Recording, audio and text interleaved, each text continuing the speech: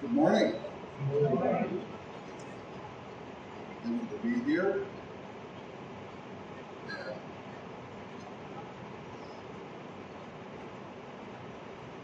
thank you to the elders for the warm welcome. It's been a wonderful trip. നമ്മളിവിടെ അയൽപ്പാനയുടെ സന്തോഷമുണ്ട്.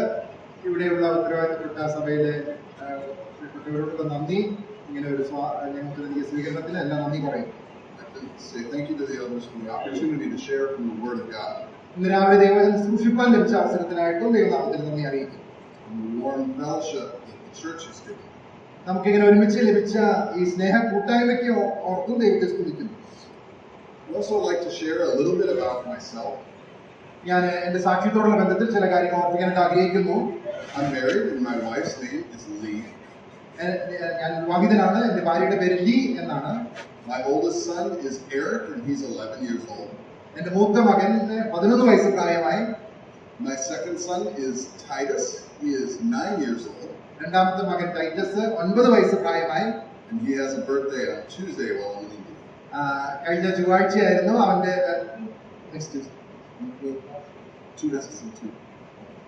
അടുത്ത 2 ദിവസത്തിനുള്ളിൽ അവന്റെ ബർത്ത്ഡേ ആണ് ടൈറ്റസിന്റെ. So he will be 10. അവന് 10 വയസ്സാണ്. Then I have a daughter. Her name is Lydia. മൂന്നാമതൊരു പെൺകുട്ടിയാണ്, ലിഡിയ എന്നാണ് അവളുടെ പേര്. Lydia is 7 years old. അവൾക്ക് 7 വയസ്സ് പ്രായമായി. And then my youngest son is Levi. He is 5 years old. ഏറ്റവും ചെറിയ കുഞ്ഞ് ലേവി, അവൻ 5 വയസ്സ് പ്രായമായി. I'd also like to talk about the Lord's faithfulness earlier in my life. കഴിഞ്ഞ വർഷങ്ങളിൽ ദൈവത്തിന്റെ വിശ്വസ്തത എന്റെ ജീവിതത്തോടുള്ള ബന്ധത്തിൽ ഞാൻ ഓർക്കുവാനായിട്ട് ഇടയാകുന്നു. Going back to 2007. 2007 തിരിഞ്ഞു നോക്കുമ്പോൾ I was in college and university when I was introduced to the assemblies. ഞാൻ എന്റെ പഠനത്തോടുള്ള ബന്ധത്തിലായിരുന്ന കാലഘട്ടത്തിലാണ് സഭാബന്ധത്തിലേക്ക് കടന്നു വരുവാനായിട്ട് ഇടയായി തീർന്നത്. And I began to fellowship with a church of about 15 people, very small. 15 പേര് മാത്രമുള്ള ഒരു ചെറിയ സഭയിലേക്കാണ് ഞാൻ ആദ്യമായിട്ട് കടന്നു വരുവാനായിട്ട് ഇടയായി തീർന്നത്. But it was there that I learned about New Testament patterns. അവിടെ വെച്ചാണ് പുതിയ നിയമ സത്യങ്ങൾ പഠിക്കുവാനായിട്ട് എനിക്ക് ഇടയായി തീർന്നത്. I learned about worship. ആരാധനയെ കുറിച്ച് ഞാൻ പഠിച്ചു. And I learned about the Lord Jesus as the center of the church. സഭയുടെ കേന്ദ്രമായിരിക്കുന്ന കർത്താവായ യേശുക്രിസ്തുവിനെ കുറിച്ചും അവിടെ നിന്ന് കേൾക്കുവാനും മനസ്സിലാക്കുവാനായിട്ടും എനിക്ക് ഇടയായി തീർന്നു. It was a wonderful time of fellowship, even though the assembly was small. ആ സ്ഥലം സഭ വളരെ ചെറുതായിരുന്നെങ്കിൽ തന്നെയും അവിടെ ലഭിച്ച കൂട്ടായ്മ അനുഭവം വളരെ നല്ലതായിരുന്നു. I got my first job in California and I moved to California. അതിനെ തുടർന്ന് എനിക്ക് ജോലി കാലിഫോർണിയയിൽ ലഭിച്ചു. എന്റെ ജോലിയോടുള്ള ബന്ധത്തിൽ അവിടേക്ക് ഞാൻ പോകുവാനായിട്ട് ഇടയായിരുന്നു. I was at an assembly in San Jose, California. കാലിഫോർണിയയിലുള്ള സ്ഥലം സഭയിൽ ഞാൻ കർത്താവിനെ ആരാധിച്ചു പോയിക്കൊണ്ടിരുന്നു. And while I was there, I met Brother Hudson Johns. അവിടെ ആയിരുന്ന നാളുകളിലാണ് ഹഡ്സൺ ജോൺസ് എന്ന് പറയുന്ന ദൈവദാസനെ ഞാൻ പരിചയപ്പെടുവാനായിട്ട് ഇടയായിരുന്നത്. Hudson used to fellowship in this assembly here for 2 years. ഈ കാലിഫോർണിയയിലുള്ള സഭയിലാണ് ഈ കർത്തദാസൻ ദൈവത്തെ ആരാധിച്ചിരുന്നത്. He was a minister to me. He cared for me. എന്റെ ആത്മീയ കാര്യങ്ങളിൽ എന്നെ സഹായിക്കുന്ന ഒരു വ്യക്തിയായിരുന്നു ഈ ഇദ്ദേഹം. Because I didn't have any family, Brother Hudson and Sister Mercy often had me to their home. എനിക്ക് എന്റെ കുടുംബം എന്നോട് കൂടെ ഇല്ലാതിരുന്നതുകൊണ്ട് ഈ ഹഡ്സനും കുടുംബവും അവരുടെ ഭവനത്തിലെ എന്നെ കൈക്കൊള്ളുകയും ആ രീതിയിൽ അവരോട് ഒരുമിച്ച് ആയിരിക്കാനായിട്ടും ദൈവം എന്നെ സഹായിച്ചു. 2 days a week before work, I would go to his house very early, about 5 o'clock in the morning. എന്റെ ജോലി ഇല്ലാത്ത ആഴ്ചയിലെ 2 ദിവസവും ഞാൻ അതിരാവിലെ തന്നെ ആ ഭവനത്തിലേക്ക് കടന്നു പോകും. It was a time of prayer. ഞങ്ങൾ ഒരുമിച്ച് പ്രാർത്ഥനയിൽ സമയം ചെലവഴിച്ചുകൊണ്ടിരുന്നു. And Hudson is now in Grand Rapids, Michigan, at an assembly there. Hudson brother ഇപ്പോൾ മിഷിഗനിലുള്ള ഒരു സഭയിലാണ് ആയിരിക്കുന്നത്. After some time in California, I moved to a state called Colorado. കാലിഫോർണിയയിലെ ചില നാളുകൾക്ക് ജോലിക്ക് ശേഷം കൊളറാഡോ എന്ന് പറയുന്ന സ്ഥലത്തേക്ക് ഞാൻ ജോലി സംബന്ധിച്ച് മാറി പോകാനായിട്ട് ഇടയായിരുന്നു. And in Colorado, I got married, and I was at an assembly for 12 years. കൊളറാഡോയിൽ ആയിരിക്കുമ്പോഴാണ് ഞാൻ വിവാഹിതനായത്. അവിടെയുള്ള സഭയിൽ ഞാൻ 12 വർഷം ആയിരിക്കാനായിട്ട് ദൈവം സഹായിച്ചു. And I had all 4 children while I was there. അവിടെ ആയിരുന്നപ്പോഴാണ് 4 മക്കളും ജനിക്കാനായിട്ട് ഇടയായി തീർന്നത്. And then after 12 years at the same assembly, I moved to Texas. അതിനുശേഷമാണ് ഞങ്ങൾ കുടുംബമായിട്ട് ടെക്സസിലേക്ക് ജോലി സംബന്ധിച്ച് മാറുവാനായിട്ട് ഇടയായി. was my job that moved us to Texas. ജോലി സംബന്ധമായിട്ടാണ് ഞാൻ ടെക്സസിലേക്ക് മാറിയത്. And for the last 2 years, we've been at Dallas Bible Chapel. കഴിഞ്ഞ 2 വർഷമായിട്ട് അങ്ങനെ ഡാലസ് ബൈബിൾ ചാപ്പലിൽ, ടെക്സസിലുള്ള ഡാലസ് ബൈബിൾ ചാപ്പലിൽ കർത്താവിനെ ആരാധിച്ച് മുൻപോട്ട് പോകുന്നു. We've been there with Scaria Uncle and Lila. അവിടെ ആയിരിക്കുന്ന നമ്മുടെ പ്രിയ സ്കറിയാങ്കിൾ ലൈലാൻഡി ആ കുടുംബത്തോട് ചേർന്ന് ഞങ്ങൾ കർത്താവിനെ ആരാധിക്കും. This is my first trip to India. ഇന്ത്യയിലേക്ക് ആദ്യമായിട്ടാണ് ഞാൻ കടന്നു വരുന്നത്. And Kerala has been great. Kerala വളരെ മനോഹരമായ ഒരു സ്ഥലമാണ്. So once again, thank you all for the warm welcome. ഒരിക്കൽ കൂടെ എനിക്ക് നൽകിയ ഈ സ്വീകരണത്തിന് ദൈവനാമത്തിൽ നന്ദി അറിയിക്കുന്നു. This morning, we're going to think about a remarkable story. ഇന്ന് രാവിലെ വളരെ അനുഗ്രഹിക്കപ്പെട്ട ഒരു ചരിത്ര സംഭവത്തിലേക്ക് നിങ്ങളുടെ ശ്രദ്ധയെ തിരിക്കുകയാണ്. We're going to talk about the bones of Joseph. യോസേഫിന്റെ അസ്ഥികളെ കുറിച്ചാണ് ഇന്ന് രാവിലെ നിങ്ങളോട് സംസാരിക്കാനായിട്ട് ആഗ്രഹിക്കുന്നത്. Bones are significant in nearly every culture in the world. അസ്ഥികൾ എന്നുള്ളത് ലോകത്തിലെ എല്ലാ സമൂഹങ്ങളിലും അത് പ്രാധാന്യം അർഹിക്കുന്ന ഒരു കാര്യമാണ്. They represent death and decay. മരണത്തെയും അതിനെ തുടർന്നുള്ള ദ്രവത്വത്തെയൊക്കെയാണ് അസ്ഥികൾ കാണിക്കുന്നത്. And sometimes my little 5-year-old sees bones. എന്റെ ചെറിയ കുഞ്ഞ് ഈ അസ്ഥികൾ കാണുമ്പോൾ And he's afraid. അവന് പേടിയാണ്. But nobody had to teach him to be afraid of bones. അസ്ഥിയെ കുറിച്ച് പേടിക്കണം എന്ന് അവനെ ആരും പറഞ്ഞു കൊടുക്കേണ്ട ആവശ്യമില്ല. Because they represent death. കാരണം അസ്ഥി കാണുമ്പോൾ അത് മരണത്തെ സൂചിപ്പിക്കുന്നു. But the Lord displays so much power through death. എന്നാൽ കർത്താവായ യേശുക്രിസ്തു മരണത്തിന്റെ മേൽ വലിയ ശക്തി വെളിപ്പെടുത്തിയവനാണ്. And in the story of Joseph, യോസേഫിന്റെ ചരിത്രം പരിശോധിക്കുമ്പോൾ the Lord displays perhaps more power in Joseph's death even than his life. യോസേഫിന്റെ ജീവിതത്തിൽ വെളിപ്പെട്ടതിനേക്കാൾ കൂടുതൽ ദൈവശക്തി അവന്റെ മരണത്തോടുള്ള ബന്ധത്തിൽ വെളിപ്പെട്ടതായിട്ട് നമുക്ക് കാണുവാനായിട്ട് സാധിക്കുന്നു. And in a lot of ways it's similar to the Lord Jesus. യോസേഫിന്റെ ജീവചരിത്രം നമുക്കറിയാം കർത്താവായ യേശുക്രിസ്തുവിന്റെ ഒരു നിഴലായിട്ട് നമുക്ക് മനസ്സിലാക്കുവാനായിട്ട് സാധിക്കുന്നു. The Lord Jesus did incredible things with his life. കർത്താവായ യേശുക്രിസ്തു തന്റെ ഈ ഐഹിക ജീവകാലത്ത് അനേക അത്ഭുത പ്രവർത്തികൾ ചെയ്യുവാനായിട്ട് ഇടയായിത്തീർന്നു. But what is it that we remember once a week? എന്നാൽ എന്താണ് കർത്താവായ യേശുക്രിസ്തുവിനെ കുറിച്ച് നമ്മൾ ആഴ്ചവട്ടത്തിന് 1-ാം ദിവസം ഒരുമിച്ച് കൂടി വന്ന ഓർക്കുന്നത്? In the worship meeting we remember his death. നാം ഒരുമിച്ച് കർത്താവിനെ ആരാധിക്കാനായിട്ട് കൂടി വരുമ്പോൾ അവന്റെ മരണത്തെ നാം ഓർക്കുന്നു. He had an incredible life. കർത്താവായ യേശുക്രിസ്തുവിന്റെ ആ അത്ഭുതമേറിയ ജീവിതത്തെ നാം ഓർക്കുന്നു. The miracle of his death is precious to us. എന്നാൽ അവന്റെ മരണത്തോട് ബന്ധത്തിൽ ഉള്ള വലിയ അത്ഭുതം നമുക്കത് വളരെ നമ്മുടെ ഹൃദയത്തോട് വളരെ അടുത്ത ഒരു കാര്യമാണ്. So we're going to talk about Joseph's bones. അതുകൊണ്ട് ഇന്ന് രാവിലെ യോസേഫിന്റെ അസ്ഥികളെ കുറിച്ചാണ് നാം ചിന്തിക്കാനായിട്ട് പോകുന്നത്. And when we think about bones, it can be helpful to look for the first and last mention in the Bible. അസ്ഥികളെ കുറിച്ച് നാം ചിന്തിക്കുമ്പോൾ വേദപുസ്തകത്തിൽ ആദ്യമായിട്ടും അവസാനമായിട്ടും അസ്ഥികളെ കുറിച്ച് പറഞ്ഞിരിക്കുന്ന കാര്യം നാം ശ്രദ്ധിക്കുവാനായിട്ട് ആവശ്യമുണ്ട്. So we're going to read the first and last mention of bones in the Bible. അതുകൊണ്ട് വേദപുസ്തകത്തിൽ ആദ്യം അസ്ഥികളെ കുറിച്ച് പറഞ്ഞിരിക്കുന്നതും അവസാനം പറഞ്ഞിരിക്കുന്നതുമായ വാക്യങ്ങൾ നാം വായിക്കാനായിട്ട് പോവുകയാണ്. In the last chapter of Genesis chapter 50, ഉൽപ്പത്തി പുസ്തകം 50-ാമത്തെ അധ്യായത്തിലാണ് നമുക്ക് കാണുവാനായിട്ട് സാധിക്കുന്നത്. beginning in verse 24 and through the end of the chapter. 24 മുതൽ താഴോട്ടുള്ള വാക്യങ്ങൾ നമുക്ക് വായിക്കാം. തന്റെ സഹോദരന്മാരോ, ഞാൻ മരിക്കുന്നു, എന്നാൽ ദൈവം നിങ്ങളെ സന്ദർശിക്കുകയും ഈ ദേശത്ത് നിന്ന് ഞാൻ അബ്രഹാമിനോടും ഇസ്ഹാക്കിനോടും യാക്കോബിനോടും സത്യം ചെയ്ത ദേശത്തേക്ക് കൊണ്ടുപോവുകയും ചെയ്യുമെന്ന് പറഞ്ഞു.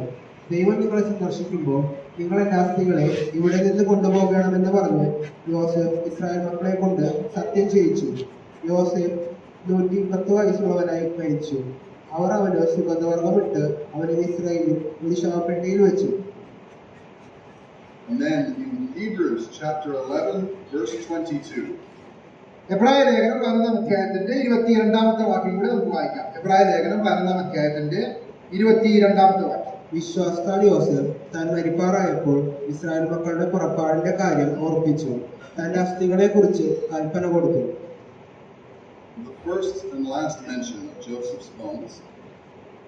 യോസേഫിന്റെ അസ്ഥികളെ കുറിച്ച് ആദ്യമായിട്ടും അവസാനമായിട്ടും വേദപുസ്തകത്തിൽ രേഖപ്പെടുത്തിയിരിക്കുന്ന വാക്യങ്ങളാണ് നമ്മൾ വായിച്ചത്.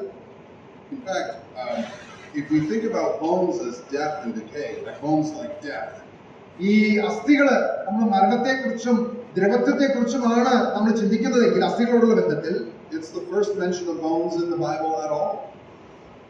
It's the very first mention. And there's technically an earlier mention of bones in the Bible. ഇതിനു മുമ്പും അസ്ഥികളെ കുറിച്ച് വേദപുസ്തകത്തിൽ രേഖപ്പെടുത്തിയിട്ടുണ്ട്. Adam calls Eve bone of my bone. Adam ഹവ്വയെ കണ്ടപ്പോൾ നീ എന്റെ അസ്ഥിയിൽ നിന്ന് അസ്ഥി ആകുന്നു എന്ന് പറഞ്ഞിട്ടുണ്ട്. But when we think about bones representing death, എന്നാൽ അസ്ഥികള് മരണത്തെ വെളിപ്പെടുത്തുന്നു അല്ലെങ്കിൽ ചിത്രീകരിക്കുന്നു എന്ന് നാം ചിന്തിക്കുമ്പോൾ Genesis chapter 50 is the very first mention. ആ രീതിയിൽ നാം ഉൽപ്പത്തി പുസ്തകം 50-ാം അധ്യായത്തിൽ വായിച്ച ആ കാര്യമാണ് മരണത്തെ വെളിപ്പെടുത്തുന്നതായ അസ്ഥികളെ കുറിച്ചിട്ടുള്ള കാര്യം. In the Bible there are 4 times it mentions Joseph's bones. യോസേഫിന്റെ അസ്ഥികളെ കുറിച്ച് വേദപുസ്തകത്തിൽ 4 തവണ പറഞ്ഞിട്ടുണ്ട്. We already read the first one in Genesis chapter 50. ആദ്യത്തെ കാര്യം നമ്മൾ ഉൽപ്പത്തി പുസ്തകം 50-ാം അധ്യായത്തിൽ നിന്ന് വായിച്ചു. But we'll read a couple others. Can we do Exodus 13 verse 19? പുറപ്പാട് പുസ്തകം 13-ാം അധ്യായത്തിന്റെ 19-ാമത്തെ വാക്യം കൂടെ നമുക്കൊന്ന് വായിക്കാം. പുറപ്പാട് 13:19. മോശെ യോസേഫിന്റെ അസ്ഥികളും എടുത്തുകൊണ്ടുപോന്നു. ദൈവം നിങ്ങളെ സന്ദർശിക്കും നിശ്ചയം. അപ്പോൾ എന്റെ അസ്ഥികൾ നിങ്ങൾ ഇവിടെ നിന്ന് എടുത്തുകൊണ്ടുപോകണമെന്ന് പറഞ്ഞ് അവൻ ഇസ്രായേൽ മക്കളെ കൊണ്ട് ഉറപ്പായി സത്യം ചെയ്യിച്ചിരുന്നു. Moses didn't forget. പുറപ്പാടിന്റെ സമയത്ത് മോശ ഈ കാര്യം മറക്കാതെ ഓർത്തതായിട്ട് നമുക്ക് കാണുവാനായിട്ട് സാധിക്കും. And then there's another mention in the book of Joshua. തുടർന്ന് നമ്മൾ മറ്റൊരു കാര്യം ഇതേ കാര്യം കാണുന്നത് യോശുവയുടെ പുസ്തകത്തിലാണ്. Joshua 24 verse 32. യോശുവയുടെ പുസ്തകം 24-ാം അധ്യായം അതിന്റെ 32-ാമത്തെ വാക്യം. ഇസ്രായേൽ മക്കൾ ഇസ്രായേലിൽ നിന്ന് കൊണ്ടുപോന്ന യോസേഫിന്റെ അസ്ഥികളെ അവർ ശേഖേമിൽ യാക്കോബ് ശേഖേമിന്റെ അപ്പനായ ഹാമോരിന്റെ മക്കളോട് 100 വെള്ളിക്കാശിന് വാങ്ങിയിരുന്ന നിലത്ത് അടക്കം ചെയ്തു. അത് യോസേഫിന്റെ മക്കൾക്ക് അവകാശമായി തീർന്നു. And then Hebrews mentions as well, we already read that verse. എബ്രായ ലേഖനത്തിലുള്ള ആ വാക്യം നമ്മൾ വായിച്ച് കേട്ടല്ലോ. And it's in a chapter about some of the greatest acts of faith in the Bible. എബ്രായ ലേഖനം 12-ാം അധ്യായം നാം അറിയുന്നത് പോലെ വിശ്വാസ വീരന്മാരുടെ പ്രവൃത്തികളെ വിവരിക്കുന്ന ഒരു അധ്യായമാണ്. Hebrews 11 mentions Joseph's bones. എബ്രായ ലേഖനം 12-ാം അധ്യായത്തിലും നമ്മൾ യോസേഫിന്റെ അസ്ഥികളെ കുറിച്ച് വായിക്കുന്നു. Well, why is that so significant? എന്തുകൊണ്ടാണ് ഇത് പ്രാധാന്യം അർഹിക്കുന്നത്? Because there is so much about Joseph's life that was incredible. കാരണം യോസേഫിന്റെ ജീവിതത്തിലെ നമുക്ക് പഠിക്കാൻ കഴിയുന്ന അനേകമായ അത്ഭുതമേറിയ പാഠങ്ങളുണ്ട്.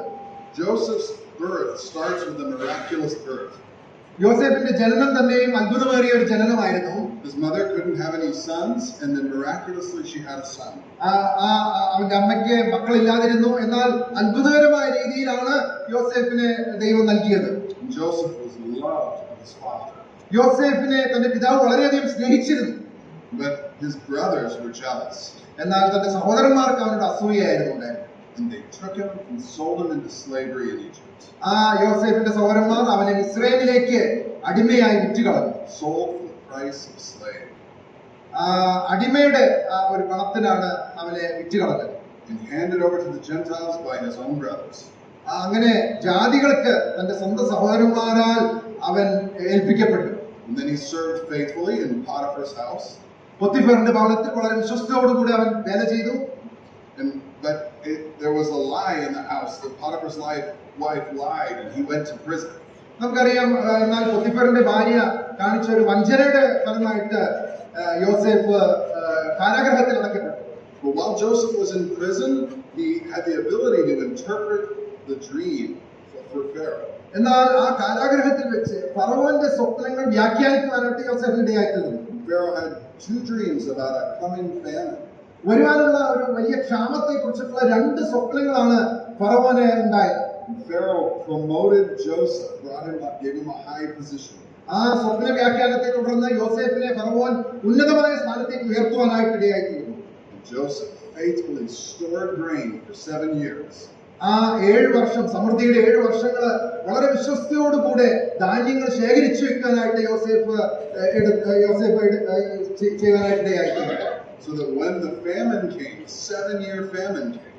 അതിന്റെ കാരണം കൊണ്ട് 7 വർഷം ഉണ്ടായ ക്ഷാമത്തിന്റെ സമയത്ത് there was enough food for the land of Egypt. ആ ക്ഷാമകാലത്ത് മിസ്രൈമില് ആവശ്യത്തിന് ഭക്ഷണം ഉണ്ടാകുവാനായിട്ടിടയായി. And not just Egypt, but the whole world around that area. മിസ്രൈമിൽ മാത്രമല്ല അന്നുണ്ടായിരുന്ന സമീപ രാജ്യങ്ങളിലൊക്കെയും ആ ഭക്ഷണം അത് മതിയായതായിരുന്നു. And then at the end, he forgives his brothers for selling him into slavery. മാത്രമല്ല ഒടുവിലായിട്ട് തന്റെ സഹോദരന്മാരോട് യോസേഫ് മനഃപൂർവ്വമായിട്ട് ക്ഷമിക്കുന്നതായിട്ട് നമുക്ക് കാണുവാനായിട്ട് സാധിക്കും. He says, what you meant for evil, God meant for good. അവരോട് യോസേഫ് പറയുന്നുണ്ട്, നിങ്ങൾ എനിക്ക് നേരെ ദോഷം നിരൂപിച്ചു, എന്നാൽ ദൈവം അത് നന്മയ്ക്കാക്കി തീർക്കുവാനായിട്ടിടയായിരുന്നു. In fact, the Bible doesn't say anything negative about Joseph at all. യോസേഫിനെ കുറിച്ച് തെറ്റായ ഒരു കാര്യവും വേദപുസ്തകത്തിൽ രേഖപ്പെടുത്തിയിട്ടില്ല. He was a good person. നല്ല ഒരു വ്യക്തിയായിരുന്നു യോസേഫ്. And of all these incredible things about Joseph's life, യോസേഫിന്റെ ജീവിതത്തിലുള്ള ഈ അത്ഭുത കാര്യങ്ങളൊക്കെയും couldn't the Lord have chosen one of those to mention in Hebrews chapter 11? അതിനെക്കുറിച്ച് ഒന്നും എബ്രായ ലേഖനം 11-ാം അധ്യായത്തിൽ രേഖപ്പെടുത്തിയിട്ടില്ല. But instead, the Spirit of God chose to focus on his bones. എന്നാൽ ദൈവാത്മാവ് എബ്രായ ലേഖനത്തിൽ രേഖപ്പെടുത്തിയിരിക്കുന്നത് യോസേഫിന്റെ അസ്ഥികളെ കുറിച്ച് മാത്രമാണ്. Why this? He did so many remarkable things. അനേക കാര്യങ്ങൾ തന്റെ ജീവിതകാലത്ത് യോസേഫ് പ്രവർത്തിച്ചിട്ടുണ്ട് എന്നുള്ളത് നമുക്കറിയാം. In fact, I was reading there are no fewer than 100 ways Joseph was like the Lord Jesus. 100-ലധികം കാര്യങ്ങളിൽ കർത്താവായ യേശുക്രിസ്തുവിന് സമാനമായ പ്രവർത്തികൾ ചെയ്ത വ്യക്തിയായിരുന്നു യോസേഫ്. യേശു കർത്താവിന്റെ ലെവലായിരുന്നു എന്നുള്ളത് നമുക്കറിയാം. The connection is so strong that when you think of Joseph, you can think of the Lord Jesus. യോസേഫിന്റെ ജീവിതം നാം പഠിക്കുമ്പോൾ കർത്താവായ യേശുക്രിസ്തുവിന്റെ ജീവിതമായിട്ട് വളരെയധികം സമാനതകൾ ഉള്ളതായിട്ട് നമുക്ക് കാണുവാനായിട്ട് സാധിക്കുന്നു. It's so remarkable that the Spirit of God passes over all those things, focuses on his bones. എന്നാൽ ആ കാര്യങ്ങളൊക്കെയും വിട്ടുകളഞ്ഞുകൊണ്ട് ദൈവാത്മാവ് ഇവിടെ എബ്രായ ലേഖനം 11-ാം അധ്യായത്തിലേക്ക് കടന്നു വരുമ്പോൾ യോസേഫിന്റെ അസ്ഥികളെ കുറിച്ച് മാത്രമാണ് അവിടെ പറഞ്ഞിരിക്കുന്നത്. But what was so remarkable about his death? എന്താണ് യോസേഫിന്റെ മരണത്തെ കുറിച്ച് ഇത്രയും പ്രാധാന്യമായി ഇരിക്കുന്നത്? What do you think the scene of his death was like? ആ യോസേഫിന്റെ മരണത്തിന്റെ ആ സന്ദർഭം എങ്ങനെയുള്ള ഒരു കാര്യമായിരുന്നു? The Bible doesn't tell us, but we can imagine. ആ കാര്യത്തെ കുറിച്ച് വ്യക്തമായിട്ട് വേദപുസ്തകത്തിൽ രേഖപ്പെടുത്തിയിട്ടില്ല എന്നാൽ നമുക്ക് എങ്ങനെ അനുമാനിക്കാം? Joseph was the most powerful man in the most powerful kingdom of the world. അന്നുണ്ടായിരുന്ന ലോകരാജ്യങ്ങളിൽ ഏറ്റവും ശക്തമേറിയ രാജ്യമായ മിസ്രൈമിലെ ഏറ്റവും ഉന്നതനായ ഭരണാധികാരിയായിരുന്നു യോസേഫ്. If Pharaoh was the king, Joseph was like a prime minister, very important. ഫറവോൻ അന്നത്തെ ചക്രവർത്തിയായിരുന്നെങ്കിൽ ആ രാജ്യത്തെ പ്രധാനമന്ത്രിക്ക് തുല്യമായ സ്ഥാനത്തായിരുന്നു യോസേഫ് ഉണ്ടായിരുന്നത്. And it's the end of Joseph's life. യോസേഫിന്റെ ജീവിതത്തിന്റെ അവസാനത്തില് it's his last will and testament, his last wishes. തന്റെ ആ മരണത്തിന് മുമ്പുള്ള തന്റെ ആഗ്രഹം എന്ന് പറയുന്നത്, the last thing mentioned is he had his brothers, his family, make a promise to him. തന്റെ സഹോദരന്മാരെ വിളിച്ച് തന്റെ കുടുംബാംഗങ്ങളെ വിളിച്ച് അവരോട് ഒരു സത്യം ചെയ്യിക്കുന്നതായിട്ട് നമുക്ക് കാണാനായിട്ട് സാധിക്കും. They promised that they would take his bones with them when they went back to the land of their fathers. പിതാക്കന്മാരുടെ ദേശത്തേക്ക് ഇവർ മടങ്ങി പോകുമ്പോൾ എന്റെ അസ്ഥികളും കൊണ്ടുപോകണമെന്ന് യോസേഫ് അവരെ കൊണ്ട് സത്യം ചെയ്യിക്കാനായിട്ടിടയായി. And I imagine a wealthy old man with all of his family around him. ഒരു വൃദ്ധനായ ധനികനായ ഒരു വ്യക്തി തന്റെ ആ മരണസമയത്ത് മരണക്കിടക്കയിൽ തന്റെ കുടുംബാംഗങ്ങളൊക്കെയും തന്റെ സമീപത്തായിരിക്കുമ്പോൾ, the families of his children, his brothers, cousins, nieces, lots of family, many people. തന്റെ സഹോദരന്മാര്, അവരുടെ മക്കള്, കുടുംബാംഗങ്ങള്, ബന്ധുമിത്രാദികള് എല്ലാവരും തന്റെ സമീപത്ത് നിൽക്കുകയാണ്. They all came wondering what Joseph would say. എന്താണ് യോസേഫിന് തങ്ങളോട് പറയാനായിട്ടുള്ളത് എന്ന് അറിയുവാനായിട്ടുള്ള ആകാംക്ഷയോടുകൂടെ ഇവരെല്ലാവരും യോസേഫിന്റെ കിടക്കയ്ക്ക് അരികിൽ നിൽക്കുകയാണ്. Joseph had money and power and positions to last for generations. അനേക തലമുറകൾക്കുള്ള പണവും സമ്പത്തും മറ്റു കാര്യങ്ങളൊക്കെയും യോസേഫിന് ഉണ്ടായിരുന്നു. He probably had land on the Nile River. ഒരുപക്ഷെ ആ നൈൽ നദീതീരത്ത് തന്നെ തനിക്ക് വലിയ ഭൂസ്വത്തുണ്ടായിരിക്കാം. Maybe he had property in Ramesses. റമസേസിൽ തനിക്ക് മറ്റ് ഭൂസ്വത്തുക്കൾ ഉണ്ടായിരിക്കാം. Certainly in the land of Goshen. ഗോഷനിൽ തീർച്ചയായിട്ടും ഉണ്ട് എന്നുള്ളത് നമുക്കറിയാം. What was going to happen to all of these things? ഈ കാര്യങ്ങൾക്കൊക്കെ എന്ത് സംഭവിക്കും? There was chariots, probably chariots and paintings. രഥങ്ങൾ ഉണ്ടായിരുന്നു, മറ്റു കാര്യം വിശേഷപ്പെട്ട വസ്തുക്കളൊക്കെയും യോസേഫിന്റെ കൈവശം ഉണ്ടായിരുന്നു. He likely had many treasures. അനേക നിധികളും സ്വത്തുക്കളും ഒക്കെയും യോസേഫിന്റെ കരങ്ങളിൽ ഉണ്ടായിരുന്നു. They think about Joseph in one of these homes. ഇങ്ങനെയുള്ള ഒരു ഭവനത്തില് ആയിരിക്കുന്ന യോസേഫിനെ കുറിച്ച് ഒന്ന് ആലോചിച്ച് നോക്കുക. Surrounded by wealth. വലിയ ധനത്തിന്റെ മധ്യേ ആയിരിക്കുന്ന ഒരു യോസേഫ്. In the land of Egypt, a place remembered by all history for its splendor. അന്നുണ്ടായിരുന്ന ആ ഐശ്വര്യത്തിന്റെ പ്രതീകമായ മിസ്രൈമില് ഇത്രയും ധനികനായ ആ ഒരു വ്യക്തി യോസേഫ്. And Joseph's about to die. എന്നാൽ ഇപ്പോൾ താൻ മരണാസന്നനായിരിക്കുകയാണ്. And the land of Egypt is about to remember a great hero. ഈ വലിയ മനുഷ്യനെ മിസ്രൈം രാജ്യം ഓർക്കുവാനായിട്ട് പോവുകയാണ്. Joseph many times might have looked out on the Nile River. യോസേഫ് അനേക തവണ ഈ നൈൽ നദി നോക്കിക്കാണും. But his heart didn't long for the Nile River. എന്നാൽ അവിടെ ഉണ്ടായിരുന്ന കാര്യങ്ങളൊന്നും യോസേഫിന് അത് പ്രിയപ്പെട്ടതായിരുന്നില്ല. He longed for the land of the Jordan River. താൻ യോർദാൻ നദി ഉള്ള രാജ്യത്തിന് വേണ്ടി കാക്ഷിച്ചിരുന്ന വ്യക്തിയായിരുന്നു. Maybe he saw the great pyramids many times. ആ മിസ്രൈമിലുള്ള വലിയ പിരമിഡുകൾ യോസേഫ് കണ്ടിരുന്നു. But that's not what he longed for. എന്നാൽ അതുമല്ലായിരുന്നു യോസേഫ് ആഗ്രഹിച്ചത്. They maybe reminded him of the peaks of Mount Hermon. The mountain.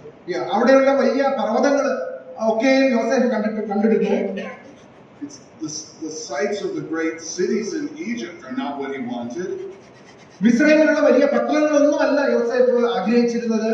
He would have heard about the great city Salem where Melchizedek was king. ആ ശാലേം രാജാവിനെ കുറിച്ചും മൽക്കിസദേക്കിനെ കുറിച്ചും ഒക്കെയായിരുന്നു യോസേഫ് ചിന്തിച്ചിരുന്നത്, ആഗ്രഹിച്ചിരുന്നത്. It's not that the places in Canaan were better than the places in Egypt. മിസ്രൈമിലുള്ളതിനേക്കാൾ ഉത്തമമായ സ്ഥലങ്ങളല്ല ഇസ്രായേലിലുള്ളത് എന്നുള്ള അറിവുകൊണ്ടല്ല താൻ അങ്ങനെ ചിന്തിച്ചത്. The Jordan River is not better than the Nile. നൈലിനേക്കാൾ ഒട്ടും ശ്രേഷ്ഠമായ നദിയല്ല യോർദാൻ നദി. It's an issue of identity, connection. എന്നാൽ താൻ ആരായിരിക്കുന്നു എന്നുള്ള ബോധ്യമാണ് ഇങ്ങനെ ചിന്തിക്കുവാനായിട്ട് യോസേഫിനെ പ്രേരിപ്പിച്ച ഘടകം എന്ന് പറയുന്നത്. Joseph wanted his identity to be where the Lord was. ദൈവം ജനത്തോട് കൂടെ അറിയപ്പെടുവാനായിട്ട് യോസേഫ് തീരുമാനിച്ചു. Maybe he wanted to show his children the places he heard stories about. താൻ കേട്ടുകൊണ്ടിരുന്ന കാര്യങ്ങളൊക്കെയും തന്റെ തലമുറകളോട് അറിയിക്കുവാനായിട്ട് യോസേഫ് തീരുമാനിച്ചു. The land of Canaan was Joseph's home because that's where the Lord is.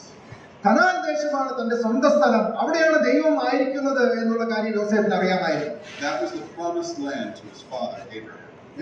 തന്റെ പിതാവായ അബ്രഹാമിന് ദൈവം വാഗ്ദത്തം ചെയ്ത ദേശമാണ് കനാൻ ദേശം.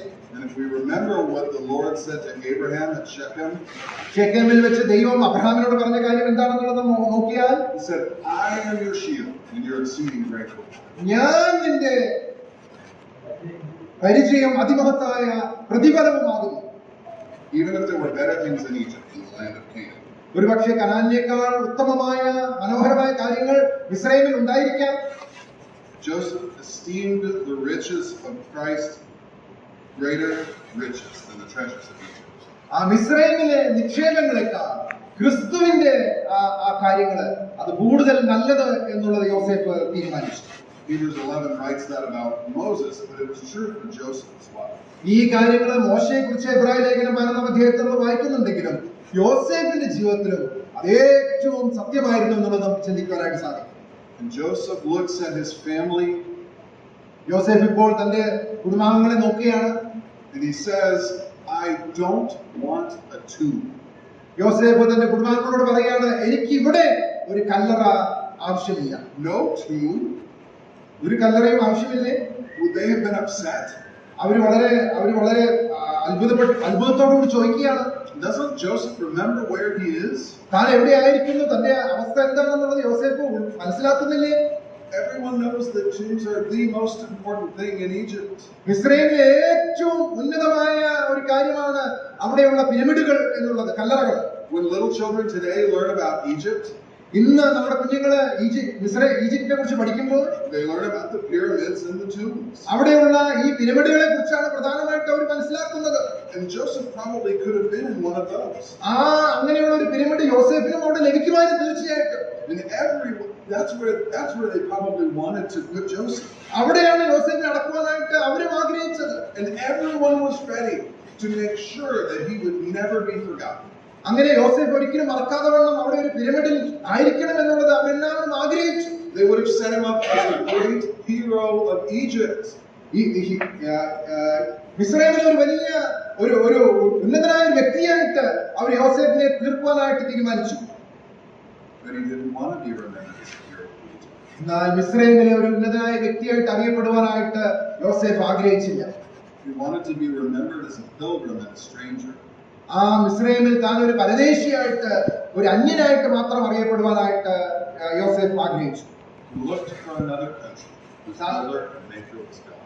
ദൈവം ശില്പിയായി നിർമ്മിച്ചതും അടിസ്ഥാനമുള്ളതുമായ നഗരത്തിനായിട്ട് യോസേഫ് കാത്തിരുന്നു. So he wanted his bones taken to Israel. അതുകൊണ്ട് തന്റെ അസ്ഥികൾ കനാൻ ദേശത്തേക്ക് കൊണ്ടുപോകാനായിട്ട് യോസേഫ് ആഗ്രഹിച്ചു. But that's not all he asked.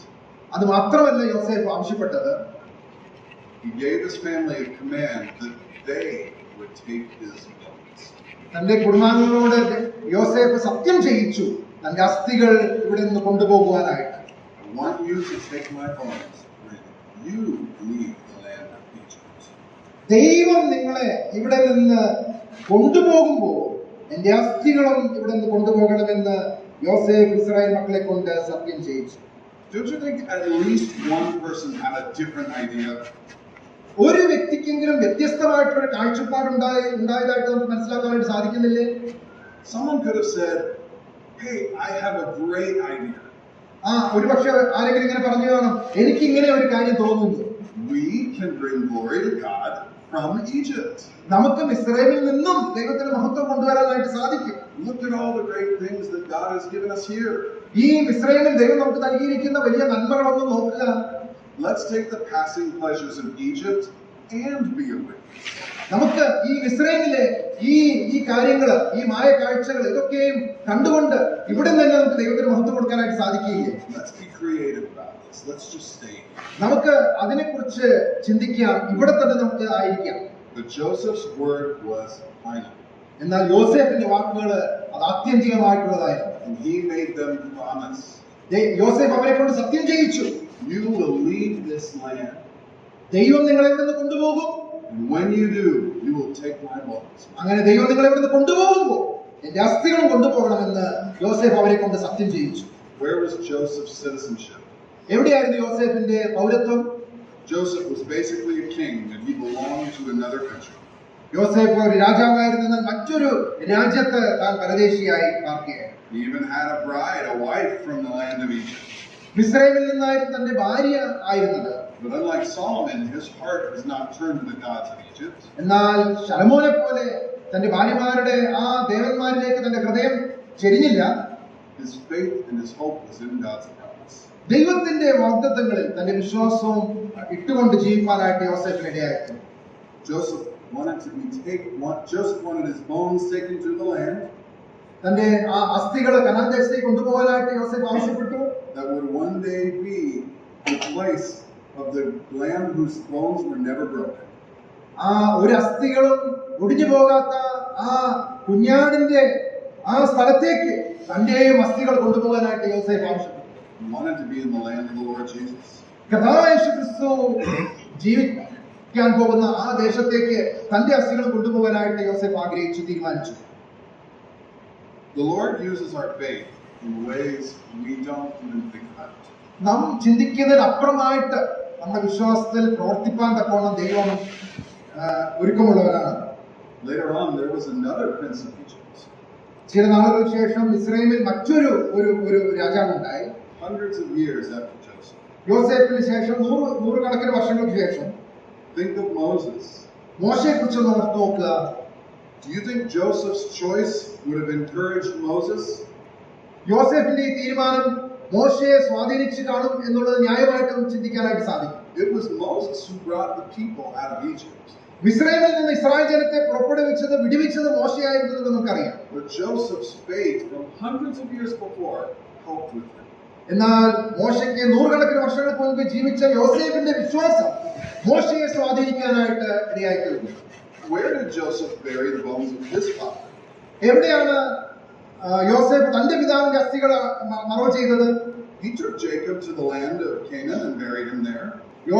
യാക്കോബിനെ ആ കനാൻ ദേശത്തേക്ക് കൊണ്ടുപോയി അവിടെയാണ് അടക്കം ചെയ്തത്. Joseph could have just commanded that they bury Joseph in Canaan. ആ യോസേഫിനെയും ആ രീതിയിൽ കനാനിൽ അടക്കം ചെയ്യാനായിട്ട് വേണമെങ്കിൽ ആവശ്യപ്പെടാമായിരുന്നു. But he had them keep the bones in Egypt. എന്നാൽ തന്റെ അസ്ഥികൾ മിസ്രൈമിൽ സൂക്ഷിച്ചു വെക്കാനായിട്ട് യോസേഫ് പറഞ്ഞു. As a reminder that all the people needed to leave together. അതിന്റെ കാരണമെന്ന് പറയുന്നത് എല്ലാ ജനമൊക്കെയും ഒരുമിച്ച് ഇവിടെ നിന്ന് പുറപ്പെട്ടു പോകുവാനായിട്ട് ഉണ്ട് എന്നുള്ള കാര്യം അവർ ഓർപ്പിക്കാനായിട്ടായിരുന്നു. And here's something to think of. ഇവിടെ നമുക്ക് ഓർക്കുവാനായിട്ട് ഒരു കാര്യമുണ്ട്.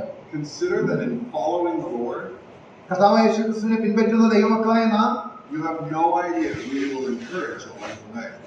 നമ്മുടെ ഈ യാത്രയിൽ നമ്മൾ ആരെയൊക്കെയാണ് ആ രീതിയിൽ നമ്മൾ സഹായിക്കുന്നത് എന്ന് നമുക്ക് അറിഞ്ഞുകൂടാ. Joseph never knew Moses, but he encouraged him.